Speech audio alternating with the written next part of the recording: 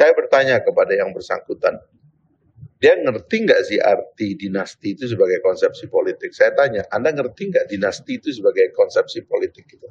Terus saya tanya lagi, Anda ngerti nggak oligarki itu sebagai konsepsi politik? Anda ngerti nggak? Anda baca nggak itu teori-teori tentang lahirnya oligarki, nepotisme dalam tradisi Indonesia? Terminologi-terminologi itu ngerti nggak? Secara jelas nggak dimengerti? Rupanya tidak mengerti. Jadi terlalu banyak terminologi sekarang ini yang comot di sosial media dan lain-lain itu. Orang tidak merujuk kepada pengertian yang sebenarnya. Dan ini artinya kan percakapan di pinggir jalan yang tidak berkualitas.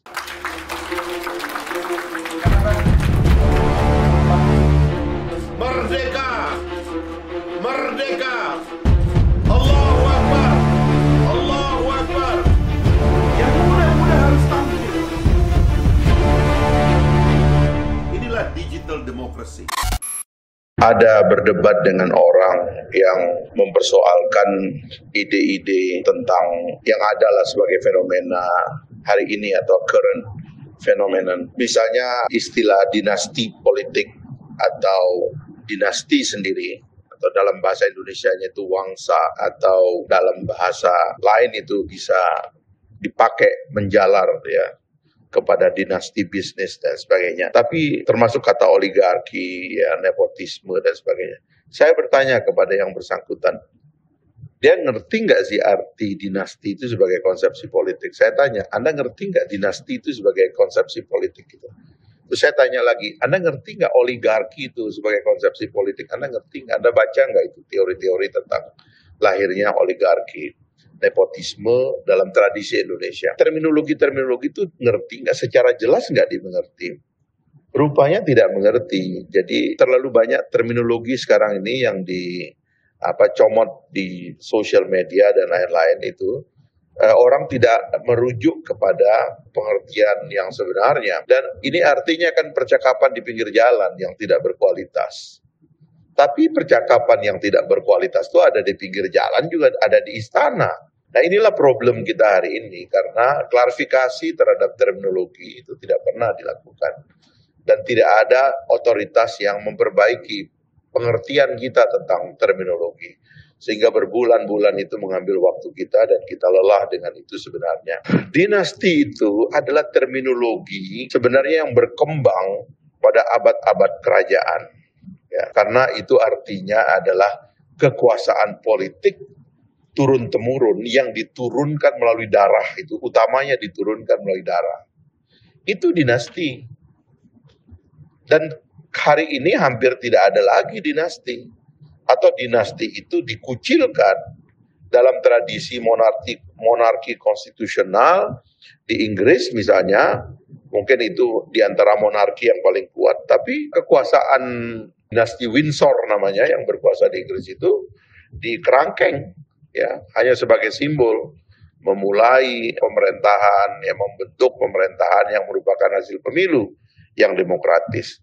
Jadi suara rakyat disahkan oleh suara raja atau suara ratu. Saya sebetulnya menolak itu kalau dinasti-dinasti di Indonesia itu dihabisi. Harusnya dinasti dipertahankan sebagai kekuatan simbolik.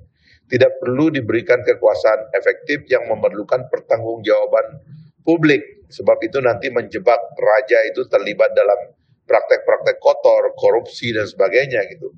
Sebaiknya dia tetap dijaga, dinasti-dinasti di daerah itu tetap dijaga. Nah, adapun dinasti di dalam demokrasi tidak mungkin terjadi. Sebab semua kekuasaan di dalam demokrasi tidak diwariskan melalui darah, tidak turun-temurun. Dia dipilih melalui prosesi politik. Orang masuk ke dalam pemilihan politik belum tentu menang, juga belum tentu kalah. Tapi itu menyebabkan tidak adanya lagi definisi tentang turun-temurun yang diwariskan melalui darah. Jadi terminologi dinasti hilang dalam tradisi demokrasi. Di dunia ini juga sudah hilang. Indonesia memang punya sejarah dinasti. Mulai dari zaman Majapahit dulu ada dinasti Sailendra, sampai ke yang bertahan sekarang ini adalah dinasti. Jadi itu cara berpikirnya harus berdasar kepada teks, berdasar kepada pengertian teoritis. Jangan karena kemarahan kita kepada seseorang lalu kita kemudian secara gampang mencomot terminologi yang kita tidak bisa pertanggungjawabkan di hadapan dunia akademik, ya, juga di hadapan Allah Subhanahu wa taala. Kalau tadi kita berbicara tentang dinasti, yang semakin jelas bahwa dinasti mustahil muncul dalam demokrasi karena sifat dari kedua sistem itu adalah sifat yang berbeda. Dalam dinasti pewarisan itu secara turun-temurun, dan pewarisan itu berdasarkan darah, baik darah karena genetika atau darah karena pertumpahan darah yang biasanya menyebabkan tergantinya dinasti, pergantian dinasti. Seperti kita lihat di dalam tradisi Ottoman misalnya di Turki, pergantian kekuasaan itu akibat perang, ya, ekspansi, penaklukan, dan sebagainya. Nah sekarang kalau kita berbicara dalam demokrasi, jadi ada Bush junior, ada Bush senior. Bush senior dulu, ada Bush junior dulu. Itu bukan dinasti karena keduanya muncul melalui prosesi yang berbeda, ya kan? Kennedy ya, atau Bush itu tadi itu adalah hasil dari sebuah election dan biasanya mereka terputus-putus, nggak bisa diteruskan. Dalam tradisi komunisme mungkin terjadi semacam dinasti, ya seperti kita membaca di dalam tradisi Korea Utara itu komunisme, tapi kemudian diambil alih ini oleh keluarga Kim ini, ya, sehingga Kim Jong Un dan moyang-moyangnya itu menjadi penguasa di Semenanjung atau di Korea Utara. Nah karena dinasti tidak cocok dengan tradisi demokrasi, bagaimana dengan oligarki? Nah, oligarki itu menurut saya tidak setuju kalau oligarki disebut sebagai sistem pemerintahan.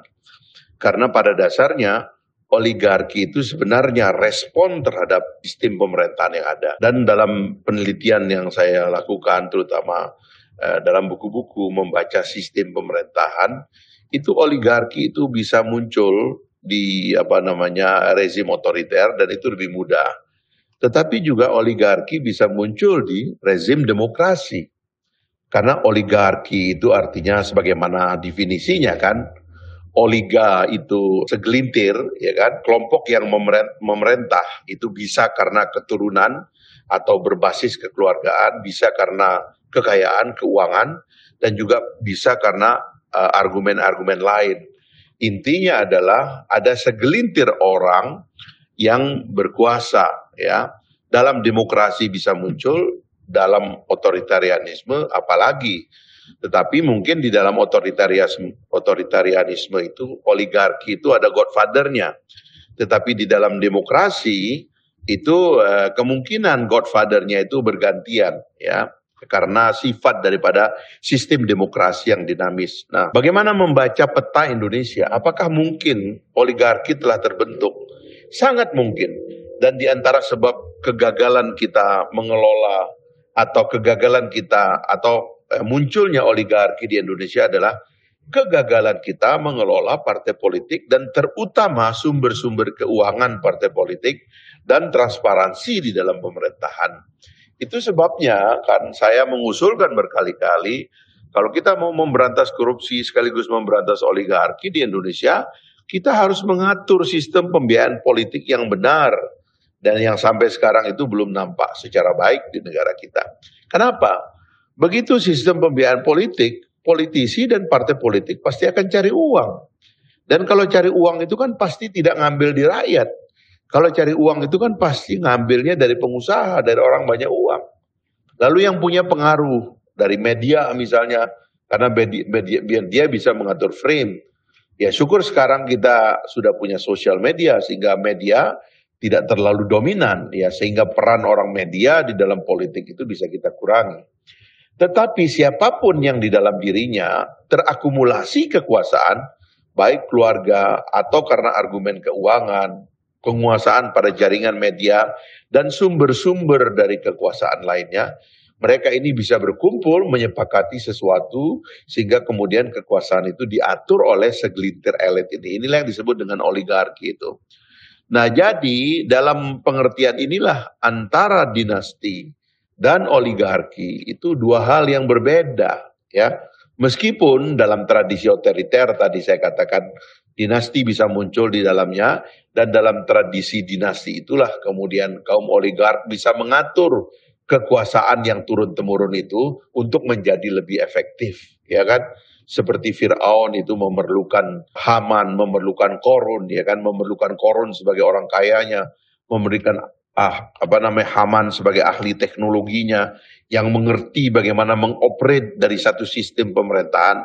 Itu bisa menjadi oligarki yang muncul dalam tradisi otoriter. Tetapi sekali lagi dalam tradisi demokrasi oligarki juga bisa muncul, dan salah satunya adalah karena kita gagal mengelola sistem kita, membiayai partai politik, dan transparansi di dalam pengambilan keputusan. Ini saja mungkin yang penting.